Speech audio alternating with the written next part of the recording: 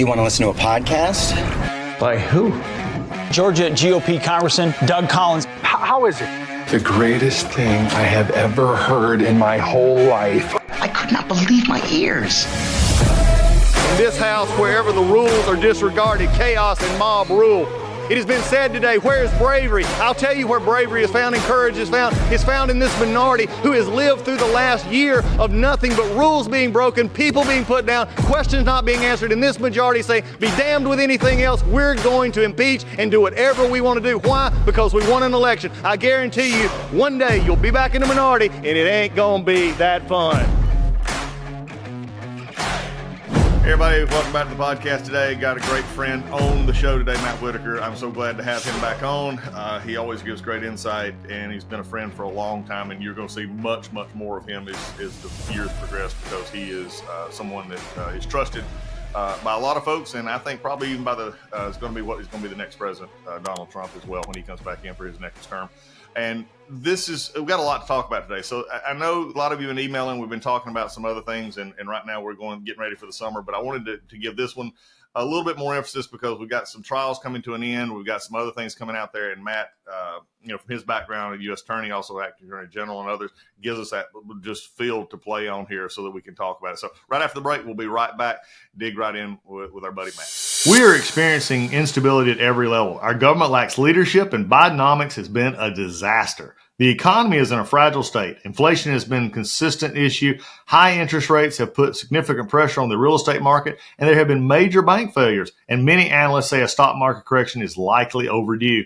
We have global conflicts in Europe and the Middle East that have potential to spread, but gold has soared to record highs even among the tensions. There are so many reasons that Americans should consider investments in gold and silver, and Legacy Precious Metals is the gold standard. I love Legacy Precious Metals because of their zero-hassle, education-first approach. They can help you roll your traditional IRA into a gold IRA or ship metals directly to your house. That's what I do. So go to www.legacypminvestments.com to download their free gold investment guide. And look, I've read it. You need to read it. There's so much valuable information in there. So, friends, now's the time to not roll the dice with your hard-earned money. Find out about the growth potential that gold and precious metals can offer you. Contact Legacy Precious Metals today and tell them that Doug Collins sent you.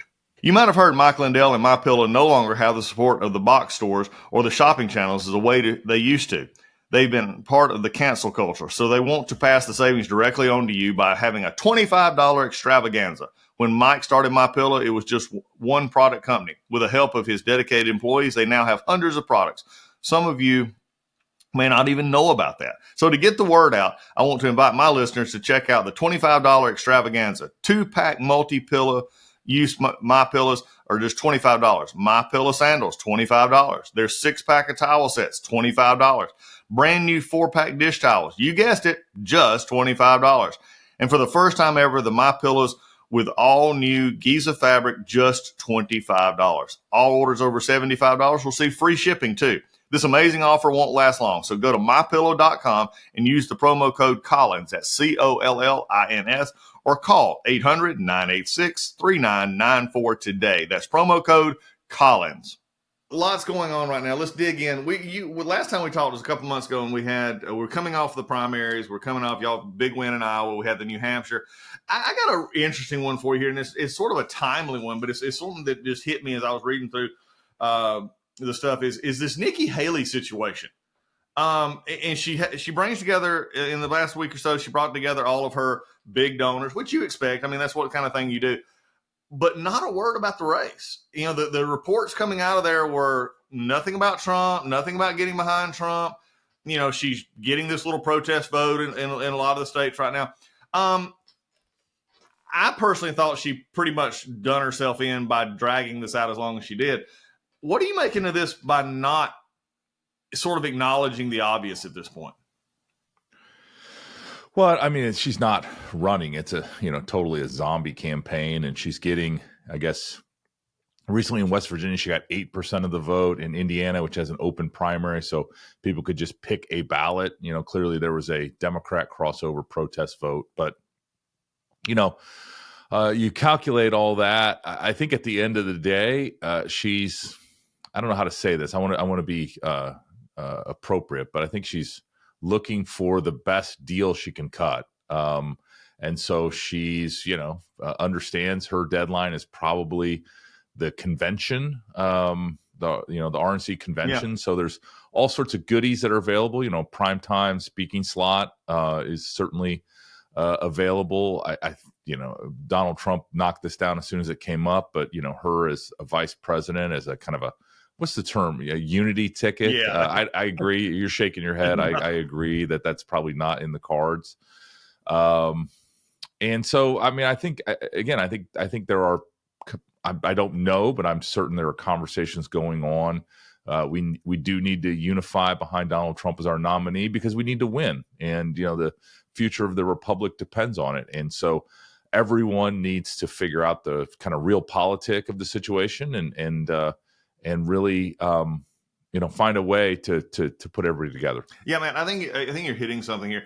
And I made I'd love to get your opinion on this because it's really picked up since in the last 6 to 8 weeks here is it sort of deals with what I call the Biden problem. Now, when it comes to politics, I've always said I'm a realistic optimist. Okay, but when it comes to politics, I am more conservative than my politics. I'm cynical. I've watched this process for a long time. I see things. I see people do stuff that I don't expect them to do. And so in this campaign, I look at this as, it's a dead heat. We're behind, and it's going to be that way till November, and we got to win it. We got to go out and take, and that kind of thing. And I'm concerned that there are Republicans right now that are getting sugar high on some polls that I've confronted a pollster who's actually been on this show several times yesterday that I thought the New York Times poll that came out a little bit ago was what I call a stealth poll. I think it was a poll that, yes, it showed good for Donald Trump, and I'm glad to see that. But yet, when I looked in the basics of the poll, and someone who's dealt in this 30 and 40 years, very like you as well. You're looking at crosstabs. Yeah, I go to crosstabs and demographics, and I'm like, okay, how do you go from Philadelphia 80-20 to a 50-36? I just, no. And so I'm concerned about this and coming together, like you said, as we move forward. What do you see in that regard as far as the Biden problem with his Palestinian problem, his pro-Hamas problem, and his Israel problem, and how that is playing into a picture that I believe those voters, and this is the point I'm getting to, those voters have an ideological problem with Joe Biden. It's an ideological problem. It's something they don't. The Nikki Haley kind of 8%, 20%, whatever you call it. Those are just I'm a little bit butthurt that I didn't get my candidate. I think there's a lot of that because at the end of the day, unless you're Jeff Duncan, the former lieutenant governor in Georgia, you're not endorsing Joe Biden. Which again, if you ever heard one of my partners on this show, Chip Blake, who's a political consultant, he pretty well torched that the other day. I'm still waiting for the other half of that. But do you see what I'm saying? Is yes. The Haley? Do you agree with that? Number one, that the Haley vote, that most all of those have either no place to go or they're coming back to Donald Trump. But the Biden side is much more difficult. Yeah, that's a great way to frame it. I think first of all, we need to understand that pollsters manipulate polls, especially now when it doesn't matter and they'll never be held to account. And it's, a quote unquote snapshot. It's more than that. It's messaging. And I think these polls, especially from New York Times, is trying to wake up the Democrat base and say, we got a problem because of the issues you point out. Certainly, if there is a Green Party candidate in the swing states and RFK Jr. on the ballot in these swing states, that does not help Joe Biden. Now, it's going to be worth folks' time and money to make sure people understand how radical RFK Jr. is. I think it's been a shame how much the conservative news media, as limited as it is, has given him and his kind of out there ideas. I think he needs to be painted for what he is, which is a left-wing radical. He needs to attract a lot more Democrat voters than Republicans because he's just, if he, it's not a, Donald Trump is the only choice. If you're a conservative, if you're a Republican, if you're a America First voter, there's no other options. All of that is to be said that Joe Biden has significant problems. This Palestinian-Israeli conflict has laid bare, I think, a real division within their party, and it's a hot division. And it's also, this is the thing, is I think the coalition on the right, since we separated from corporate America and picked up working class Americans, and Donald Trump is to get all the credit for that, is a very solid coalition. It is people that want America to be great, believe in American exceptionalism, are for the things that you and I stand for: life, liberty, the pursuit of happiness, the family, God in our lives and in our communities. Just all the great things that have really, since Alex de Tocqueville kind of captured the essence of America in his book, I think has continued on to this day. And you see it where you live, Doug. And so, but you're right. These polls, it's the Doug Collins podcast, so I gotta be careful with my language, but I think they're a bunch of hooey, quite frankly, at this point in time. Yeah, I think you're looking at, I'm going to dig a little deeper here, and I'll take some of it and you can react to it.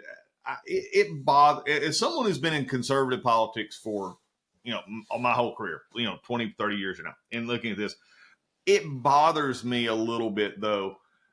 You made a comment about RFK, which I think is just a total disaster. This is, in the flirtation that you had with news organizations on the right, in particular, last fall, you saw him, basically on Newsmax. You saw him on Fox. You saw him in, a lot of the conservative media, and liberal media was shunning him a little bit because he was going against Biden.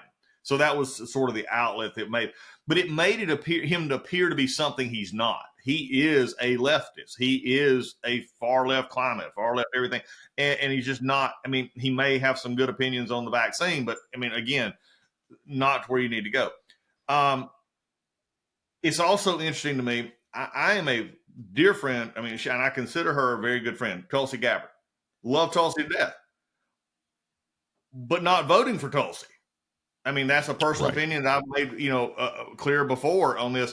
But it's interesting to see how this new coalition, Matt, is coming around to where it was almost being fed, it seemed like, by some on the right, that you're having people who are not inherently with the base. Can you imagine a pro-choice candidate in Iowa?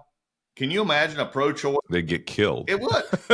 and yet we have Republicans say, well, let's put these people on the ticket. No, I like them for what they're saying. I'm glad they're coming around to the truth. But you can't do that as we go forward. Does that concern you a little bit?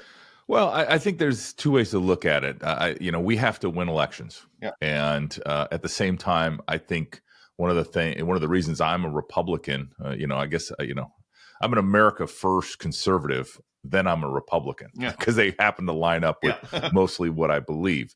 But all saying that, I really believe that we need, we do need a big tent. We need to invite everybody, somebody that, what is Reagan, I'm going to bastardize it, but Reagan's famous quote that, somebody that I agree with 80% of the time is not 20% my enemy. I agree. And so we have to make sure people feel comfortable that we can debate and disagree on issues, but we can't compromise our core principles and our core beliefs. And certainly the sanctity of life is one of the top issues that unites the Republican base. And, again, that's different from the typical Republican voter. We saw it, in the Iowa caucuses. That's the base of the base, the people that show up, the 100,000 to 150,000 people that decide who our candidates are.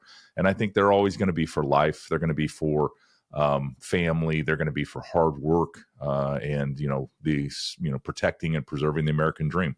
Yeah, I agree. And like I said, it's not, and I want it to be very clear to, to our listeners. And again, I mean, I've traveled with Tulsi, I've talked to Tulsi, and I, again, some of Robert F. Kennedy Jr. stuff is fine. But when you get into the orthodoxy, again, of you need people around you that can help you, but also it's also like the thing that I'm seeing is there's ways to help, but we're not going to put aside, I think you rightly said, the foundational principles of who we are to gain something else, because in the end you lose. And in the end, I feel like, Doug, I feel like you're trying to get me into a conversation about who the vice president candidate might be. Well, I mean, I know without saying it. I know your vetting papers are. I don't want to get into the process of that, there, Matt. I know that. I can't confirm or deny that I'm being considered for vice president. I love it. Hey, moving on, because I want to move on to this. And again to the election cycle, I see this coming up. More and more, and you've seen these states in play. I do believe that there is an interesting, because I want to go back to something that I had said earlier about when we were talking about these polls. When I did talk to the gentleman, and I'm trying to actually probably get him on to just talk about this as well. When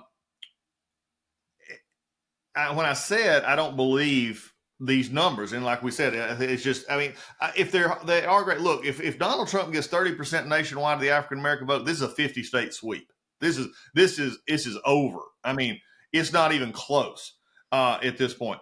But so when I ask about this, and I said, okay, because this person polls nationally, he does work in this, and he sees it. I said, okay, tell me why I'm wrong. He said you're right and wrong, and basically he said you're wrong in this. He said because what we're seeing right now. Now he did caveat by saying we'll see if it lasts. Okay, and that's what I talked about earlier about, is this an ideological difference or is it just coming back home different? But he said, we're seeing African Americans, especially inner city, Hispanics, and others, who this open border situation, which we've not really talked about, has created a chaos in the cities and in these urban centers where the minority populations are heaviest, because they are there struggling, in these environments where poverty is rampant, hunger, and all of a sudden they see illegals coming in and being put in hotels, given $1,000 a month spending money, and being treated differently than American citizens.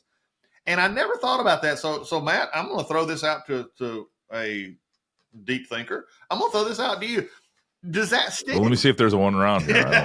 Yeah, I got my little Shih Tzu Cree. She's right here. She's sleeping through it, so she ain't going to answer. But is that I mean, he hit me with that, and I'm like, okay, if that is true, does that last? And is it even something that Donald Trump could even tap into, or is it just something that organically is going to happen? Well, I think a couple thoughts is this movement is certainly real. I think Hispanics and African Americans, especially males, are moving to Donald Trump probably more than they ever have in the last two elections where he's been on the ballot in 16 and 20. And I think one of the reasons is because of the chaos in our major cities, but it's also, I think, a reaction to kind of woke prosecutors and the rule of law not being applied. Because violent crime is up. I mean, the left is going to try to convince you that it's down. The benchmark number is pre-COVID in 2019. Crime is still up, higher than it was, 4 years ago when Donald Trump was president. Well, you have it, Matt. I'm going to jump in right here because it really irked me. Someone who's done criminal justice, I know you have as well. When you do it right, I mean, you do it. But when Karine Jean-Pierre, a while back, said, talking about the crime numbers, it's a 50% drop in crime. Most of your major police departments did not participate in that study. That is one of the most flawed studies that is out there right now. And I'm in the criminal justice community, and they all say, see. I'm saying, no, start putting in the real numbers. And then it may be going down or it may be plateauing, but it's definitely not plummeting. That's for sure. Yeah. Well, and the other thing you've seen to follow on that last point in the cities, major cities that have had this influx of the illegal immigration, to the tune of up to 10 or 12 million people. What's happened is that depresses wages at the low skill level, and so you're seeing the people that can afford it the least are now under significant economic pressure. It also puts a lot of pressure on housing. And inflation is obviously, crushing a lot of people because, when you're at that low skill, paycheck to paycheck, life, which, again, is what is being attacked by, the Biden policies. And I don't know how they can stay with him when he's not acting in their best interests, and then overlay on top of that, especially during COVID, but really still now you're seeing a high price of things like used cars, the green vehicle mandate, EV mandates are inconsistent with, those folks' lives. And, I just think you're seeing kind of what happened to, working class Americans in the Rust Belt and places like Iowa, where I'm from, is there's just a movement away from the Democrats and their policies because they just don't work, and they're not based in reality, to be quite frankly with you. Yeah, I think that's an interesting point, and it is because it's like everything. When a liberal wants to help a poor person, the poor person better look out because they're in deep trouble. Because you hit it right. I mean, the very things that are going up, and if Joe Biden says one more time, and the media is barely ever calls him out, well, the inflation rate was 9% when I came in. No, you bumbling person, it was 9% after it was in for a year and a half, and you raised and you destroyed the economy. So I mean, but they give him a pass on it. But the reality is, there's one thing that the press can't give Joe Biden a pass on, and that is reality. And reality is a stark reminder when you wake up and you go pay, $3.65 for gas. You go pay $4 for gas. You go pay, and I'm sure in Iowa the diesel issue. I mean, diesel is consistently almost $1 higher here in Georgia in my truck than it. Well, when you're putting in a big F-350 dualies, yeah, that's that would be a lot of really expensive to fill it up. But we're not going to get into personalities here. You got to navigate the wilds of North Georgia here. Please tell me you have something hanging off the trailer hitch. No, we don't discuss things like that. All right. That's the way we like this. Now I do have one of my favorite. Okay, now that we've digressed, I love this. I do have I got my Field Ethos sticker on. I've got my Georgia Outdoor News sticker on, and I have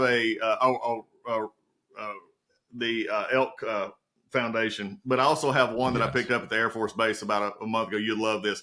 It's a circular sticker, and it has an old B-52 bomber on it, and it has peace the old-fashioned way. Yes. That's my favorite. But anyway, they see it every day. They go to the eggs are higher, the groceries are higher, everything in that regard is higher. And there's another thing that I'm a messaging sort of geek too, is when it comes to political messaging. I'm sick of politicians talking about, and liberals do this all the time, fixed income. And what they're trying to imply is, the poor, the elder, you're hurting the fixed income. Matt, unless you're getting paid by commission, everybody's on a fixed income. Okay, let's just face it, everybody is. So I think that's the part. And look, I go into the rallies. I love me a good Trump rally. Okay, they're just fun. They're fun. They had a huge one a few weeks ago in Wildwood, and you've been to as many as I have. Okay, and you're going to have a lot more in Georgia. Probably so. As we go, I love me a Trump rally, but also I take that as almost like a poll. It's a snapshot in time, and you got people coming from everywhere because they become an event. That Wildwood, New Jersey one, you had people from Iowa, Georgia, everybody was in there. Yeah. But it's the messaging, and I've seen the president get much more focused in that messaging on economy, illegal. Is it beginning to at least? It's not there yet, and I think Susie and Chris Latsavita and those are going to continue to focus here. It's looking more and more like we're going to start getting the 2 or 3 themes similar to the way he did in 2016. And when those messages start resonating, I think that's going to be a key in the fall to this issue we're talking about right here. Yeah, you're absolutely right. And I think he needs to be laser focused on the issues that are going to move those 3 or 4% of people that are not paying attention, that are sort of going to vote, but really don't know who or how or why they're going to vote. And one of the things I've seen, and I've been doing the Iowa caucuses really since I was in high school, to be honest with you. And one of the things I've observed is really the most effective campaigners are the ones that have the 3 messages, the 3 that not only they believe in their core, but resonate with voters and then are consistently on that. Because if you give a wide-ranging speech that covers, 15 different topics, well, the media one day is going to cover topic number one, they're going to cover topic number two, because they, if you're giving the same speech, they're going to want to pick something different out of it. And if you give them too much, then as you're heading to the election day, they may, the media may be following you and be off message because they've covered the other things that you think are important. So, that message discipline is very important, and picking the three things and hammering those home are very important. Yeah, as the old Southern Baptist preacher in me, I call it three points in a poem. So you make it to 3 points in a poem and an altar call, and life's good. That's another thing that we're coming up here to is it's sort of a concerning state of where we're at in the Congress as well. And you got Schumer basically shutting everything down.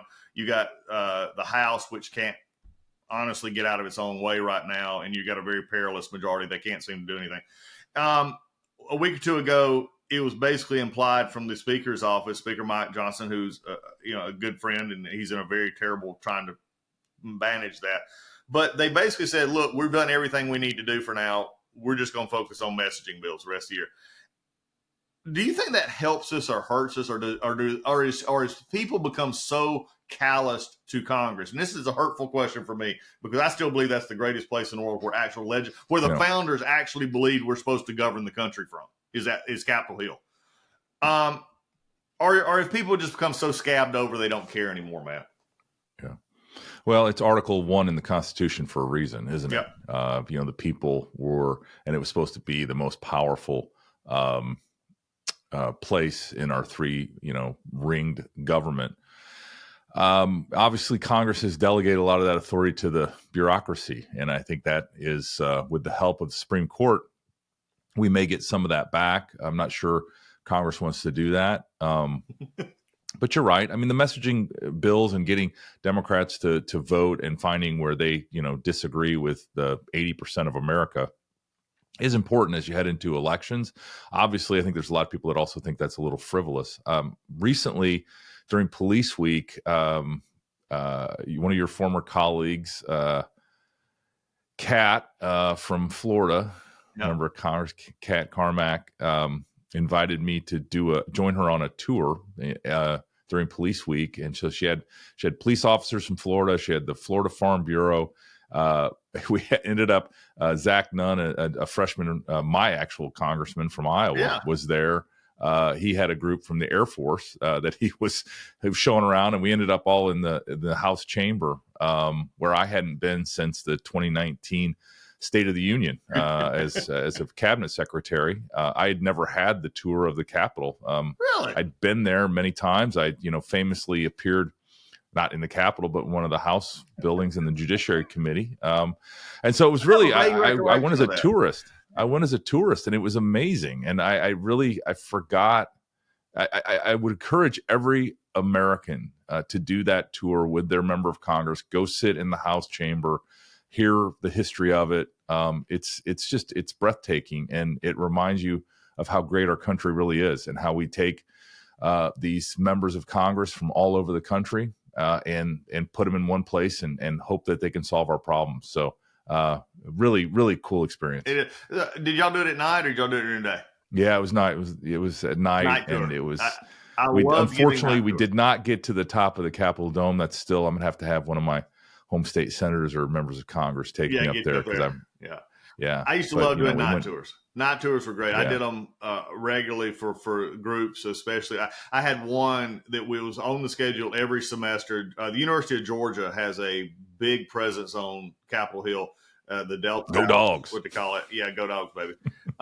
They have like 60, 70 interns every semester up in DC, all through government, from executive to Congress and everywhere else.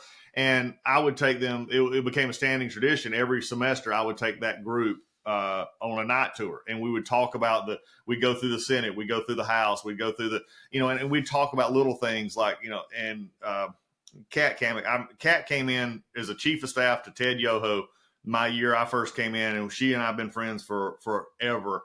And and I've said this to her, and I've said it to many others. She has amazed me, and she has become a good member of, a really, really good member of Congress, and the kind that you want to see there. And I think that's just impressive to me as we go forward. I think that's going to be a thing. I think I had a person on Wall Street. I had one of the investment bankers and stuff, had a group of them one day talking, and this was a few years ago in New York, and they said, and we're talking about this sort of same thing. And I said, well, what do you think about, what Congress did? And they looked at me and they sort of looked at each other and sort of agreeing. And they said, Doug, I'm going to be frank with you. We've sort of built in Washington, and we don't really care unless they'll do something really, really weird. We're just at a point now to where we can't live and die with y'all. So we've ignored y'all. And I thought, wow, that's a heck of a statement coming from the main, money centers of the country as we look at it. We can't let you go though, without, and I know there's a lot going on. So depending on when folks, actually listen to the podcast or whenever there's different things could happen. The absolute worst case, the two worst cases against Donald Trump have been in New York City by far. How you can have fraud in one, and when the bank actually says, hey, we want to do business with him today. I don't know how you do fraud. I mean, I'm assuming they slept through law school in torts or anything else. So I just don't get it in criminal law. And then you got Alvin Bragg, who's a special kind of stupid. And the cases, though, what concerns me, and I told this to somebody just recently, that I'm concerned that it doesn't matter what they do, that it is a bad case. It should have been directed verdict already. And, we were talking about it. And right now, by the way, for those listening to this, it is going on currently. So I'm framing it in this way, because just in case something happened, but it should have been directed verdict long time ago and reversible error at every point. But I'm concerned that with the jury they've impaneled, that it won't matter, Matt, that all they're looking for is a guilty. And they don't care if it gets overturned 6 months from now. They don't care if they've done the exact same thing at Weinstein. I mean, they just saw what the Court of Appeals is going to do with this. So how do we get past this lawfare into the sense of it? Because this is all the media will focus on. And it's very frustrating to folks like you and I and other attorneys who are sitting here watching this saying, and just the other day, there was on cross-examination, the judge was sustaining objections to a cross that had every relevant point and was sustaining objections. How do you lose touch with a judge and jury system like this, like we have in New York? Well, you end up with deep blue jurisdictions that have, a fair amount of Trump derangement syndrome, coupled with folks that are willing to do this lawfare. I think, our system of justice, whether it's at the local level, whether it's at the, attorney general level, whether it's a DOJ in the states, wherever you might find it, requires high quality people of integrity, good faith, and that are willing to wear the white hat, willing to do justice instead of score cheap political points. And when that's perverted, like you're seeing with Alvin Bragg in New York City, you end up with these kangaroo courts, and it's not sustainable because, again, it's going to be a back and forth now. It's going to be, some local Republican prosecutor is going to take on a case and that, is suspicious. Let's just say that. And again, I hope, Doug, that I call that out, just like I've been calling out Alvin Bragg in this this sham that's going up in New York City. But you just can't at the end of the day do a case that depends on a perjurer, a convicted perjurer, to prove your elements of the crime. And because that person is incented, to say falsehoods and to make up new stories. I mean, if it's just anybody can go on the stand, and this is why you can't just have one witness. I think that's, the American system of justice requires, multiple pieces of documentation and evidence and witnesses to prove cases. And we'll see if this jury can be the last backstop. Because I think that's, where we're at. We're at our founding fathers understood that this could happen. They designed a system with, the executive branch, the judicial branch, and the people as the jury to make sure that these types of things were protected. Now, we'll find out if the system still works, or if it has become so politicized by these blue districts with blue juries and blue judges and blue prosecutors, that whether somebody from the other side can get a fair trial. Yeah, so far I don't believe they can. Yeah, right now and that concerns me, and I have a lot with it. It's funny because it's funny to me when I talk to lawyers. All of my lawyer friends, even on both sides, I'll usually even sort of look at. They say this is a crap case. This is this, and the other one they don't understand either. And so they're on this discussion. Oh well, he'll just be acquitted. And I'm saying, I'm sorry, you're not understanding where we're at. You're not understanding the salaciousness. You're not understanding the deferential. I mean, you got a juror sitting there who said, "I hate Donald Trump." Okay. I mean, that's reversible error from the jury selection. But I can be fair and impartial. Yeah, I can be fair and impartial. I hate my ex-wife, but I'm still going to give her alimony. You know what? I mean, come on. I mean, this is the kind of thing that's really just bad. But it's that kind of thought process. And so again, as I said earlier, politics and some of this stuff, I always look for my military, I guess, side of me. I look for the worst and prepare for the worst and hope for the best. And it's just concerning right now, but because I do see that lawfare. I mean, you were a prosecutor. I did a little bit of prosecuting, more defense. I got my code books over here from Georgia. I mean, if you charge me with a crime, you got to prove the elements, okay? And elements are here's what you do, 1, 2, 3. You prove these, you made your case. You don't prove these, you lose your case. They don't even care. Well, and you also need to be on notice. I mean, ignorance of the law is no excuse. However, there needs to be some notice that, sort of you've committed a crime. And I as I look at this case in New York City against Donald Trump, I just don't see a crime. I mean, they have to show the intent to falsify the business records with the intent of covering up another crime. They have not even said what that other crime is. Everybody believes it's a federal election violation effectuated through state law. I mean, these are like double bank shots that is impossible to prove, and your only witness that can show intent is a convicted perjurer. To suggest this case is weak, would remind me of one of my favorite Lincoln quotes that he used in a debate, saying that someone's argument was as thin as a soup made from the shadow of a sparrow that had died of starvation. Yeah, I mean, I agree with you on that. I mean, it is just bad, and it's a circus when you got Alvin Bragg. Well, number one, the two got justices up there on loan to do the case. You got Bragg and his folks coming in and sitting when New York is burning in many ways from criminal cases. They're not doing it. But you see the same thing here in Atlanta with Fonnie Willis. The Fulton County Jail is under federal injunction. There's over a third or 30 or 40% of the inmates are sitting there unindicted. Now think about that one for a second, Matt. Unindicted. That's the DA's problem, not the sheriff's problem, not the jail problem. That's the DA problem. And you see it going forward. But I think, look, we've talked about it. I think this is going to be the interesting thing. We're going to have, you and I will get back together soon and catch us more, especially as we go forward. But folks, that's why we have him on. He's one of the best. Matt Whitaker, thanks for being with me today. All right. It's always a pleasure, Doug. Anytime. I would love to join you again. Sounds good. Take care. Everybody, we'll see you next time on the Doug Collins Podcast.